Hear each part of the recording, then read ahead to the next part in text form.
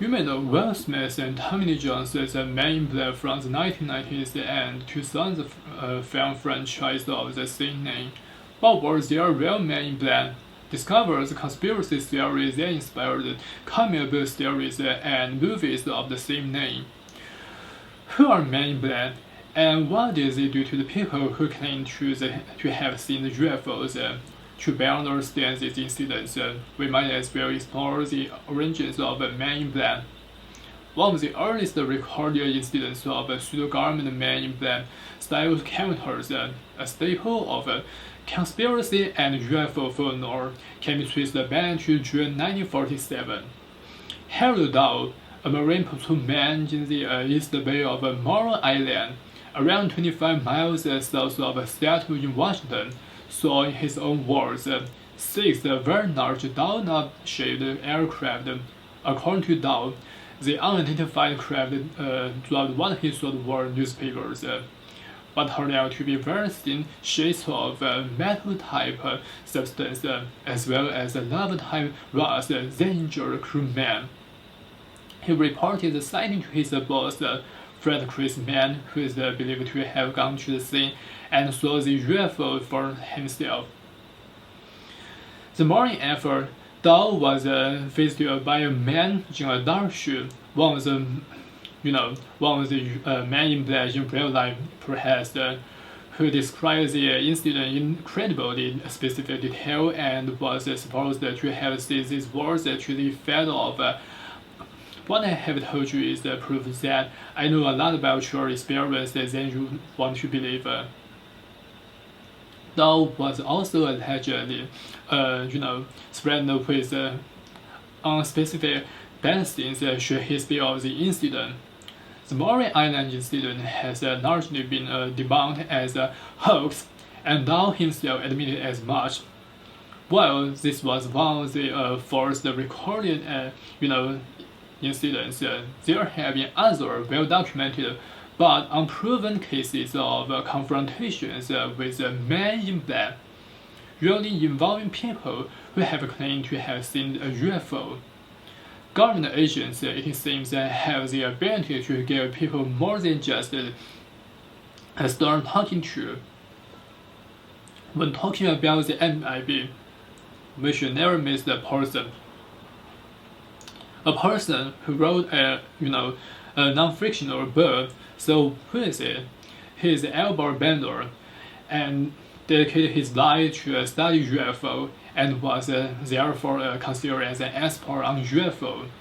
In 1952, he founded the International Flying Saucer Bureau, IFSB, the first major civilian UFO club in the world. Although the organization was a success at first, he suddenly shut it down in 1953. Bandler later told that in 1953 he had been approached by 3 men in black. These men visited him in his house and communicated with him telepathically. He received metal discs from them and instruction. He reported that he felt like he was being transported. These men apparently shared insights into the nature of UFOs. These men shared the origins of UFO with Bandler. Afterwards, he became ill and didn't eat for 3 days. As a result of the visitation, Bandler felt encouraged to share what he had seen with other UFO investigators, but was refused. Bandler suffered a subsequent headache after 3 men visited him, and his co-workers reported that he seemed scared. His alleged experiences were recorded in The Knew Too Much About Flying Saucers by Gary Barker, Bandler's IFSB associate. Bandler's experience formed the legend of the Man in Black. Bandler didn't spell the event for 9 years. In 1962, Bandler wrote Flying Saucers and 3 Men to tell his own story. In the book, Bandler recounts that the men in black were from another planet. Barker published his book, but there is a speculation that Bandler's experience was only a dream. Bender went on to manage a hotel in California. Bender was not the first one, however, to report visitations to UFO researchers from Men in Black. Bender reported that he had a second supernatural encounter. He was visited by three shadowy figures. They didn't touch the floor, but hovered about it. They told him that their human appearance was an illusion, and that whatever information he told people about their visitation would not be believed.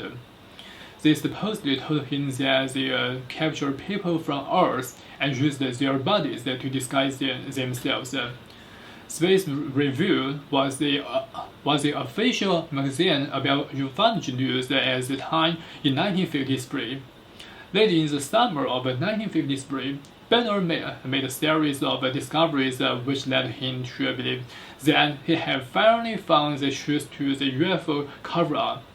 He had planned to reveal his findings in the October issue of the Space Review, but before the issue was published, Bender was visited by three men dressed in black who had already read the unpublished report and confirmed his findings. The censors, as he called them, scared Bender to the point where he did not publish the report, but left a warning. We advise those engaged in source work to be very cautious. Bender then suspended publishing on his publication and dissolved the IFSB. During the 1970s in Arizona, Paul Bennewitz became involved with APRO, the Aero Phenomenal Research Organization. In April 1979, he attended a public meeting about the strange spate of cattle mutilations. It's been suggested that real Men in Black identified Bennewitz and targeted him for some sort of participation. This case became a pivotal and non-selling episode in the annals of UFO lore. In the early 1980s, Bennewitz began to intercept what he believed were communications from alien spacecraft originating near Carland Air Force Base in New Mexico. Convinced that he had found evidence of an extraterrestrial presence, he contacted the Air Force and became embroiled in a complex saga that would have a tragic end. It's alleged that instead of dismissing his claims, Air Force officials and intelligence agents, the supposed Men in Black in real life, are said to have encouraged Bennewitz, feeding him false information about alien activities and